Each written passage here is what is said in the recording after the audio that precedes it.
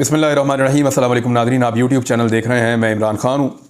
गज़ा की सूरत हाल कभी भी इतनी ख़राब नहीं थी जितनी आज ख़राब है। गुज़िश्ता 6 माह में गज़ा में क्या कुछ हुआ वो सारी चीज़ें मैं आपके सामने रखूँगा।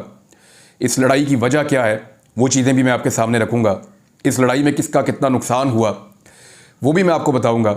और कुछ लोग दावा कर रहे हैं कि शायद ये इस एरिया में होने वाली आखिरी लड़ाई हो सकती है। क्या ये दावा दुरुस्त है? इसके ऊपर भी मैं आपसे बात करूंगा। मुसलमान मुल्कों का और आलमी जितनी भी बरादरी है उनका इसमें रोल क्या है, थोड़ी बहुत उसमें बात करेंगे, क्योंकि हमें एक सीरीज़ करनी पड़ेगी और चीज़ें मैं आपके साथ शेयर करता जाऊंगा। सबसे पहले वो डाटा आपके सामने मैं रख देता हूं कि गुज़िश्ता 6 माह में क्या कुछ हुआ है। ये 7 अक्टूबर से ये मामला शुरू हुआ और तब से लेकर अब तक जो शहादतें हैं उनकी तादाद 31,923 है। अभी जब मैं आपसे बात कर रहा हूं तो अल जज़ीरा के मुताबिक तकरीबन मेरा ये वीलॉग रिकॉर्ड करवाने से 1 घंटा पहले जो रिपोर्ट हुआ है वो ये बता रहा है कि 31,923 फ़लस्तीनी शहीद हो चुके हैं। ये 21वीं सदी में किसी भी जंग में एक मुख्तसर दौरानिये में सबसे ज़्यादा होने वाली हलाकतें हैं। तो बहुत बड़ी बड़ी जंगें हुई हैं, यानी इराक़ के ऊपर अटैक हुआ, अफ़गानिस्तान के ऊपर सूरत हाल आपके सामने है, यूक्रेन के ऊपर हुआ, आर्मीनिया और अज़रबैजान की एक बड़ी जंग हुई, कुछ और जंगें भी हैं इन 20-25 सालों के अंदर। लेकिन जो सबसे बड़ा इंसानी अलमिया है वो गज़ा में हुआ है और इसको एक यकतरफ़ा लड़ाई के तौर पे देखा जा रहा है। ज़रा आप ये मैप देख लें, ये इसराइल का मैप है और इसराइल के चारों तरफ कौन से ममालिक मौजूद हैं, ज़रा इस डाटा को आप देख लें। इसराइल को अगर आप गौर से देखें तो इसके एक तरफ जो है वो समंदर के साथ साथ मिस्र है, मुसलमान मुल्क है, बहुत बड़ा मुल्क है, बहुत बड़ी आबादी है। दूसरी तरफ इसके उर्दन है, ये भी मुसलमान मुल्क है, इसका रकबा बहुत बड़ा है, बहुत बड़ी आबादी है। तीसरी तरफ इसके शाम है, ये एक और मुल्क है और इसके हालात भी अच्छे नहीं हैं और यहाँ से इसराइल के लिए मुश्किलात भी पैदा होती रही हैं। शाम की सूरत हाल भी आपके सामने है, लेकिन ये मुल्क इसराइल की निस्बत बहुत बड़ा मुल्क है। और जो चौथा मुल्क इसराइल की सरहद के साथ लगता है वो लबनान है। लबनान की सूरत हाल भी बहुत ख़राब है और जो उसकी करप्ट अशराफिया है लबनान की, उसने लबनान को बुरी तरह तबाह कर दिया है। लबनान अपनी पॉलिसीज़ की वजह से बुरी तरह तबाह हुआ है। लबनान के साथ क्या हुआ इसके ऊपर हम बाद में वीलॉग करेंगे, लेकिन अभी सूरत हाल मैं आपके सामने रख देता हूँ कि इसराइल में इस वक्त जो डाटा है वो क्या कह रहा है कि अब तक क्या सूरत हाल है। 31,923 अफराद अब तक जाँ बहक हो चुके हैं, 7,700 फ़लस्तीनी अब तक गिरफ़्तार हो चुके हैं और मैं आपको सिर्फ गुज़िश्ता 1 हफ़्ते का डाटा बता रहा हूँ क्योंकि वहाँ पे इंसानी इमदाद नहीं पहुँच पा रही। खुराक की बड़ी शदीद किल्लत है, ये मैं तफसीलात आपको बताता हूँ। ना सिर्फ खुराक की किल्लत है, दवाइयों की किल्लत है। लोग ज़िंदगी के लिए बहुत ज़्यादा कोशिश कर रहे हैं ज़िंदा रहने के लिए और लगातार उनके ऊपर अटैक हो रहे हैं, अस्पतालों पर हमले हो रहे हैं। तो जो इमदादी कारकुन हैं गुज़िश्ता 1 हफ़्ते में 100 से ज़ायद 104 इमदादी कारकुन बताए जा रहे थे। 100 से ज़ायद इमदादी कारकुन गुज़िश्ता 1 हफ़्ते के अंदर जाँ बहक हो चुके हैं। इनका ताल्लुक़ मुख्तलिफ़ इलाक़ों से, मुख्तलिफ़ मुल्कों से, मुख्तलिफ़ एरिया से है और ये दुनिया भर से इमदाद लेकर गज़ा में पहुँचने की कोशिश कर रहे थे। और ना सिर्फ इस जगह पे बल्कि जहाँ पे पनागुज़ीन मौजूद हैं, जहाँ पे लोगों ने अपने घर बार छोड़कर, जो लोग अपना घर छोड़कर चले गए हैं, जहाँ उन्होंने पनाह ली हुई है कैंप्स के अंदर, वहाँ पे भी इसराइल ने अटैक किया है और ख़वातीन और बच्चों की वहाँ शहादतें हुई हैं। अच्छा, अब 100 इमदादी कारकुन से ज़्यादा 1 हफ़्ते के अंदर जाँ बहक हो गए हैं, जबकि नौमौलूद बच्चों की बहुत बड़े पैमाने पर जान जा रही है। उसकी वजह यह है कि जो बच्चे पैदा हो रहे हैं उनकी माओं के पास खाने के लिए कुछ नहीं है, वो ग़िज़ाई किल्लत का शिकार पैदा हो रहे हैं, इमेच्योर पैदा हो रहे हैं और वो बच्चे सर्वाइव नहीं कर पा रहे। बहुत बड़े पैमाने पे गज़ा के अस्पतालों में जो बच्चे इस दुनिया में आ रहे हैं वो या तो मुर्दा पैदा हो रहे हैं या पैदा होने के चंद घंटों के बाद वो इस दुनिया से चले जाते हैं। ये रिपोर्ट आलमी मीडिया के अंदर और यूएन ने इसकी कन्फर्मेशन भी दी है, अक़वाम मुत्तहिदा ने। अच्छा, जो डाटा आता है गज़ा से वो डाटा है जो गज़ा की हुकूमत वहाँ से जारी करती है। गज़ा का जो मीडिया है वहाँ से जो रिपोर्ट जारी होती है उसके ऊपर, और उनका जो महकमा सेहत है वहाँ से जो रिपोर्ट जारी होती है उसके ऊपर, उन आदाद व शुमार के ऊपर अक़वाम मुत्तहिदा को इन्हिसार करना पड़ता है। अक़वाम मुत्तहिदा का ये कहना है कि जो डाटा आ रहा है महकमा सेहत की जानिब से गज़ा से, वो डाटा ठीक है और काबिल एतबार है, जबकि इसराइल का ये कहना है कि ये डाटा काबिल एतबार नहीं है। 7 अक्टूबर से लेकर अब तक वहाँ क्या हुआ, ये चीज़ें मैं आपके सामने रख देता हूँ। इसराइली हुकाम ने यह दावा किया था कि 7 अक्टूबर को हमास ने उनके ऊपर अटैक किया और एक गैर मामूली हमला था जिसमें 1400 अफराद जो इसराइली थे वो जान से चले गए, वो हलाक हो गए और 200 से ज़ायद को यरगमाल बना लिया गया। उस दिन से लेकर अब तक इसराइल की जानिब से गज़ा की पट्टी पर मुसलसल फ़िज़ाई हमलों और हालिया ज़मीनी हमलों में वहाँ 31,000 से ज़ायद लगभग 32,000 के करीब अफराद जो हैं वो जाँ बहक हो चुके हैं। ये अब तक की इतला है। इसराइल का दावा यह है कि हमास ने पहले अटैक किया था।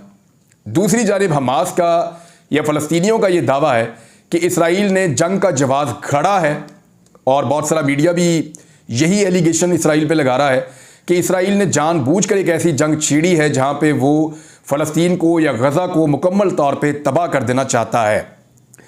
बरतानिया, अमेरिका और यूरोपीय यूनियन ने इसराइल के साथ जो लड़ रही है, जो ग्रुप लड़ रहा है हमास, उसको दहशतगर्द ग्रुप उसको करार दिया है। इसराइली हुकाम की जानिब से जारी करदा आदाद-ओ-शुमार के मुताबिक 7 अक्टूबर के दिन जो लोग मारे गए थे इसराइली, उनमें से 1159 की शनाख्त हो गई थी और बाकी जो लोग हैं उनकी शनाख्त नहीं हुई। और उन्होंने ये दावा किया कि 828 इनमें आम शहरी थे और 31 उनके इसराइली बच्चे थे, उनका ये कहना है। अब दूसरी तरफ ज़रा आप इसराइल की बमबारी के नतीजे में या उनके हमलों के नतीजे में जो फ़लस्तीन का नुकसान है उसको अगर आप देखें तो गुज़िश्ता 24 घंटों में 104 फ़लस्तीनी जो है वो जाँ बहक हुए हैं इसराइली हमलों के नतीजे में। और 7 अक्टूबर से लेकर अब तक, क्योंकि जो लोग भी ज़ख्मी होते हैं उनको फौरी तौर पे, क्योंकि बहुत बड़ी तादाद में 70,000 से ज़्यादा लोग जो हैं वो ज़ख्मी हुए हैं, तो उनको अस्पतालों में पहुंचाया जाता है। तो 410 हमले ऐसे हैं इसराइल के जो उन्होंने अस्पतालों के ऊपर और तिब्बी मराकज़ के ऊपर किए हैं। इसकी दुनिया में तारीख नहीं मिलती, यानी बहुत सारी जंगें हमने देखी हैं माजी में, लेकिन कभी भी फ़ौजें जो हैं वो कोशिश करती हैं कि पनाहगज़ीनों के इलाके में वहाँ पर अटैक नहीं करती, मीडिया ऑफिस के ऊपर अटैक नहीं करती और किसी किस्म की बम्बारमेंट नहीं की जाती अस्पतालों के ऊपर, स्कूलों के ऊपर। इन जगहों को इस्तिस्ना दिया जाता है। लेकिन इसराइल ने इस दावे के साथ कि यहाँ पे हमास के जंगजू मौजूद हैं, तो इन जगहों के ऊपर अटैक किया है जिसमें बहुत बड़ी तादाद में बच्चे और बहुत बड़ी तादाद में डॉक्टर्स, पैरामेडिकल स्टाफ ये जाँ बहक हो गए हैं। हर 10 मिनट में गज़ा में एक बच्चा शहीद हुआ है। अगर आप इस डाटा को यूँ देखें कि कितनी बड़ी तबाही है, तो जो आधे से ज़्यादा गज़ा है वो मलबे का ढेर बन चुका है कुछ रिपोर्ट्स के मुताबिक। इसराइली फ़िज़ाई हमलों में अब तक 2 लाख से ज़्यादा जो मकानात हैं गज़ा में वो तबाह हो चुके हैं, उनको नुकसान पहुंच चुका है। अक़वाम मुत्तहिदा और फ़लस्तीनी हुकाम के आदाद-ओ-शुमार के मुताबिक 23 नवंबर तक गज़ा में तकरीबन 15 लाख अफराद बेघर हो चुके थे, जिनकी तादाद अब बढ़ते बढ़ते 2.5 मिलियन के करीब या इससे ज़्यादा हो चुकी है। फ़लस्तीनी हुकाम ने जो बयान जारी किया उसमें उन्होंने बताया कि उनके ज़्यादातर तिब्बी मराकज़ या जहाँ पे वो सेहत की सहूलियात फ़राहम करते हैं वो बंद हो चुके हैं या फंक्शनल नहीं रहे, या वहाँ पे बिजली मौजूद नहीं है, ईंधन मौजूद नहीं है, दवाइयाँ मौजूद नहीं है, पैरामेडिकल स्टाफ और डॉक्टर मौजूद नहीं है, या इमारत जो है उसको तबाह कर दिया गया है। तो ये बड़ी खौफनाक सूरत हाल है जिसका सामना किया जा रहा है। जो सबसे बड़ा हमला है वो अल-शिफा अस्पताल के ऊपर किया इसराइल ने, उसको खाली करवाया गया। अल जज़ीरा के मुताबिक जो अल-शिफा अस्पताल से मुल्लिका गलियां हैं वहाँ पे अब तक जो फ़लस्तीनी शहरी हैं उनकी लाशें पड़ी हुई हैं और लगातार शेलिंग और बम्बारमेंट की वजह से उन लाशों को अभी तक नहीं उठाया जा सका। अच्छा, इसमें एक बात याद रखिएगा, जो आदाद-ओ-शुमार फ़लस्तीन से आते हैं ना, वो फ़लस्तीनी हुकाम की जानिब से होते हैं, या जो मीडिया वहाँ पे मौजूद है, अल जज़ीरा या दीगर जो अखबारात मौजूद हैं या आलमी मीडिया है, वो वहाँ से रिपोर्ट करता है और उसके ऊपर इन्हिसार किया जाता है, उन रिपोर्टों के ऊपर इन्हिसार किया जाता है। अक़वाम मुत्तहिदा के बहुत सारे कारकुन जो है वो वहाँ पे जान से चले गए हैं, बहुत सारे लोग जो इमदाद करने गए थे वो भी जान से चले गए हैं। तो इस सूरत हाल में जो बाइडन ने भी आवाज़ उठाई और कई आलमी रहनुमाओं ने और कई मुल्कों ने ये आवाज़ उठाई और उन्होंने ये कहा कि इस जो डाटा है या जो आदाद-ओ-शुमार पेश किए जा रहे हैं उनके ऊपर कैसे भरोसा किया जा सकता है। उन्होंने इस पर नुक्ताचीनी की जिस पे उनके ऊपर बड़ी तनकीद हुई है, अमेरिका के अंदर, यूरोप के अंदर, बरतानिया के अंदर, बाकी मुल्कों के अंदर, और बहुत बड़े बड़े एहतजाज भी हुए हैं। वो जब एहतजाज वाला एरिया आएगा तो मैं आपको बताऊंगा कि दुनिया ने कहाँ पे इस हवाले से क्या किया है। इसराइल ये सारा कुछ क्यों कर रहा है, इसको जानने के लिए नेतन्याहू जो इसराइली वज़ीर आज़म है उसका एक स्टेटमेंट आपने अपने जहन में रखना है। जो स्टेटमेंट है वो ये है कि हम हमास को ख़त्म करने, यरगमालियों को रिहा करने और इस वादे को पूरा करने के लिए अपने रास्ते पर गामज़न है कि इसराइल को गज़ा से मज़ीद कोई ख़तरा नहीं होगा। यानी इसराइल ने यह तय कर लिया है कि फ़लस्तीनियों की जो आज़ादी की एक तहरीक है, या जो वो हुकूक मांगते हैं अपने, या वो ये कहते हैं कि उनको उनका सलूशन दिया जाए, जो उनका राइट है वो उनको मिले, जो वो कहते हैं कि हमें इबादत का हक़ होना चाहिए, वेस्ट बैंक के अंदर उनकी जो डिमांड्स हैं या गाज़ा के अंदर उनकी जो डिमांड्स हैं, जो आलमी सतह पे भी आवाज़ उठाई जाती है। इसराइल ने, ऐसा लगता है इस बयान के बाद, कि उन्होंने ये प्लान कर लिया है कि इसको मुकम्मल तौर पे इस मुज़ामत को हमेशा के लिए कुचल दिया जाए। लेकिन क्या ये मुज़ामत कुचली जा सकेगी? इसके जवाब में मैं एक चीज़ आपको बताता हूँ कि ये लड़ाई जब शुरू हुई थी ना, तो उस वक्त हमास की जो मकबूलियत थी फ़लस्तीनियों में वो 22% थी, और इस वक्त जो हमास की मकबूलियत है फ़लस्तीनियों में वो 50% से थोड़ी सी कम है। 48% गालिबन मैं कहीं पढ़ रहा था, या 43% है या 48% है, मैं आपको कंफर्म कर दूंगा। लेकिन उनकी मकबूलियत में दुगने से ज़्यादा इजाफा हुआ है हमास की मकबूलियत में। तो क्या इसको कुचला जा सकता है, इस मुज़ामत को? या जो फ़लस्तीनियों का एक मुतालबा है, एक अलग मुल्क का एक मुतालबा है उनका कि आज़ादी के साथ वो अपने मजहबी फरीज़े सर अंजाम दे सकें, क्या उसको कुचला जा सकता है, या इसराइल इसको हमेशा के लिए हैंडल कर सकता है? ये एक बहुत बड़ा सवाल है, क्योंकि दोनों तरफ का नुकसान इस मरतबा हुआ है। जब ये लड़ाई शुरू हुई तो बहुत सारे लोगों ने कहा कि इसराइल को पहली मरतबा इतना बड़ा जानी नुकसान हो रहा है, तो इसराइल बहुत मार खाने वाला है और इस मरतबा फ़लस्तीनी जंग जीत जाएंगे। मैं उन दिनों में क्योंकि कोई प्रोग्राम नहीं कर रहा था, तो मैंने इसका जब सारा डाटा देखा तो मेरा एनालिसिस ये था कि इसमें आहिस्ता आहिस्ता इसराइल नुकसान पहुंचाना शुरू करेगा, और नुकसान का जो वॉल्यूम है वो फ़लस्तीनियों का बढ़ता चला जाएगा, और ये इतने बड़े पैमाने पर हो जाएगा कि इस एक हमले को या इसराइलियों की इन हलाकतों को जवाज़ बनाकर इसराइल लंबे अरसे तक फ़लस्तीन के ऊपर एक अटैक रखेगा। अभी रमज़ानुल मुबारक का महीना है और सूरत हाल ये है कि गज़ा में सहरी और अफ्तारी के लिए लोगों के पास कुछ खाने के लिए नहीं है। ये BBC रिपोर्ट कर रहा है, अल जज़ीरा रिपोर्ट कर रहा है, वेस्टर्न मीडिया रिपोर्ट कर रहा है, आलमी मीडिया बड़ा साफ साफ ये कह रहा है कि वहाँ ग़िज़ाई किल्लत का शिकार है, कहत का बहुत बड़ा ख़तरा मौजूद है, लोगों के पास सहरी और अफ्तारी में कुछ भी खाने के लिए नहीं है, बच्चे भूख से इतनी बुरी सूरत हाल में हैं कि वो रो भी नहीं पा रहे।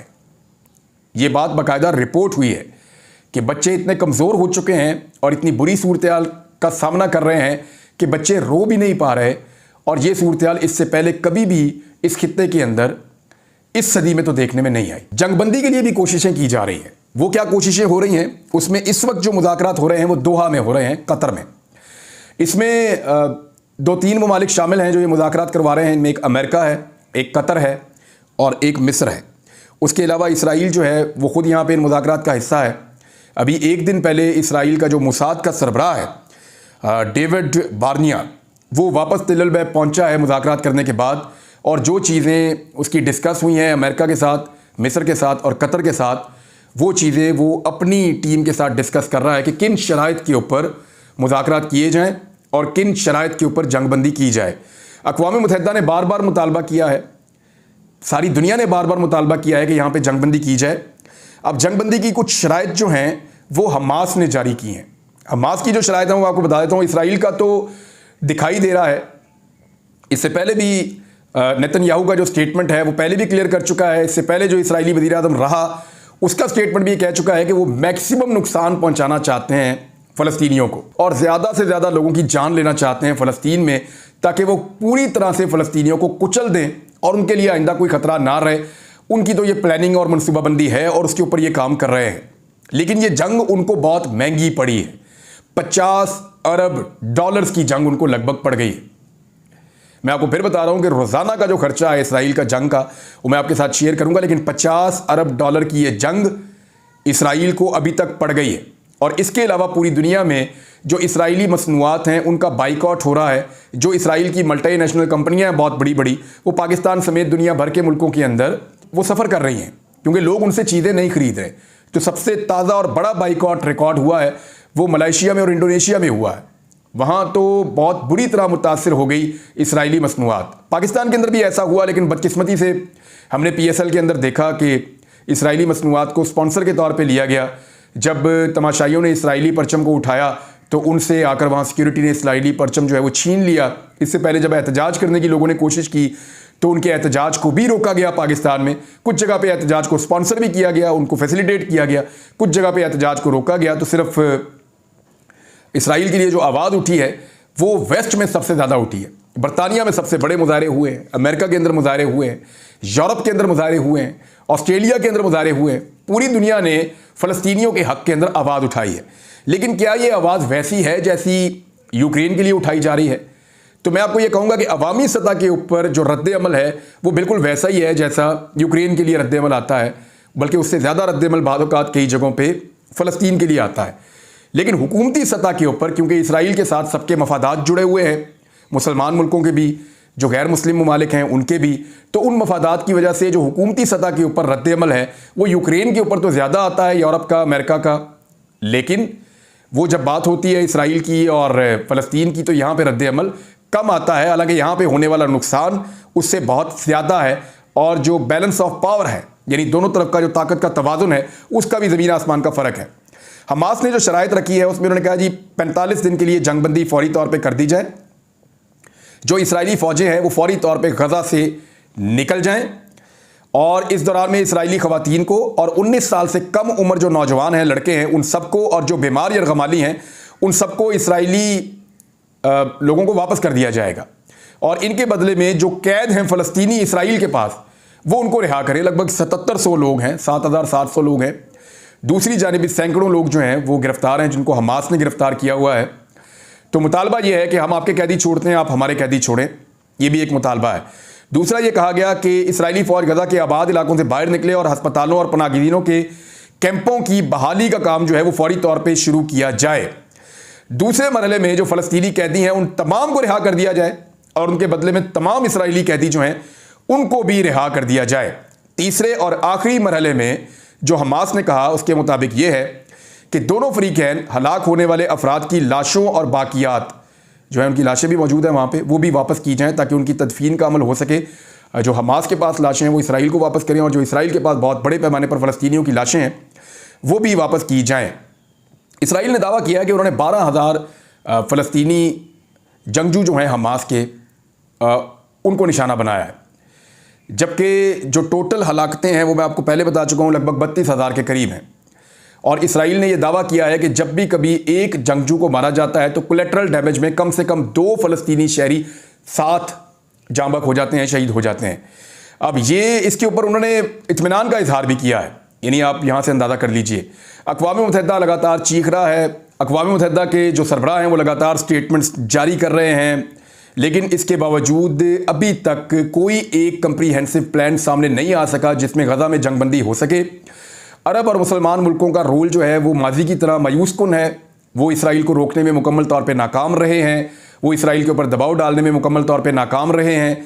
जबकि दूसरी तरफ यूरोपीय यूनियन और अमेरिका ये अपनी पब्लिक के प्रेशर की वजह से स्टेटमेंट्स तो जारी करते हैं, इमदाद का सामान भी रवाना करते हैं, लेकिन इसराइल के साथ ताल्लुकात और उनके साथ जुड़े हुए मफादात की वजह से वो किसी किस्म का भी इसराइल के ख़िलाफ़ एक्शन लेने से गुरेज करते हैं। 18 मार्च की एक रिपोर्ट है और ये अभी आई है, बिल्कुल हाल ही में 2 दिन पहले ये रिपोर्ट आई है, और ये रिपोर्ट ये बता रही है, अक़वाम मुत्तहिदा की रिपोर्ट है, अक़वाम मुत्तहिदा के इमदादी इदारों ने खबरदार किया है कि गज़ा में 10 लाख से ज़्यादा लोग तबाहकुन दर्जे की ग़िज़ाई किल्लत का शिकार हैं।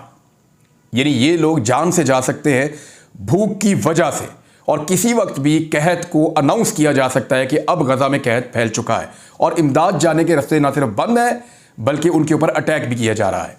यूनिसेफ के मुताबिक जो शहादतें हुई हैं उनमें बच्चों की शहादतों की तादाद अफसोसनाक हद तक ज़्यादा है। 13,000 बच्चे जो हैं वो शहीद हो चुके हैं इस सारी लड़ाई के अंदर, और बड़ी तादाद में, लाखों की तादाद में बच्चे इस वक्त भूख का शिकार हैं। अच्छा, मैं डाटा आपको बता देता हूँ, वो 43% है, यानी हमास की जो हमायत 7 अक्टूबर के हमले से पहले थी वो 22% थी। आज ये हमायत जो है वो फ़लस्तीनियों में हमास की 43% है। 72% शुरका ये समझते हैं कि 7 अक्टूबर को होने वाले हमले के फ़ैसले में हमास की हमायत करनी चाहिए, वो ठीक था। और सर्वे में 63% लोगों ने इसराइली कब्ज़े को ख़त्म करने का बेहतरीन तरीका मुसल्लह कार्रवाइयों को करार दिया है। अब ये एक रिपोर्ट जो है वो फ़लस्तीन से जारी हुई है। रोज़ाना की बुनियाद पे जो इसराइल का ख़र्चा हो रहा है इस जंग पर वो 26 करोड़ डॉलर्स का ख़र्चा है, और अब तक 50 अरब डॉलर्स का नुकसान इसराइली मईशत को होने का अंदाज़ा है। इसमें अमेरिका का रोल बहुत इंपॉर्टेंट रहता है हमेशा इसराइल को लेकर। अमेरिका का रोल क्या होगा? अमेरिका में एक नई हुकूमत ऐसा लगता है बनने जा रही है और डोनाल्ड ट्रंप आ जाएगा, तो उसके आने तक ये जंग कहाँ पहुँचेगी?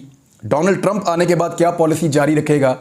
और क्या इसराइल को तस्लीम करने की जानिब मुख्तलिफ मुसलमान मुल्कों को हम मुस्तकबिल में बढ़ता हुआ देखेंगे, ये वो बड़े सवाल हैं जिनके जवाब हम अपने अगले वीलॉग में तलाश करेंगे। अब तक के लिए इतने ही। अपना ख्याल रखिएगा, अपने चैनल का भी। अल्लाह हाफ़िज़।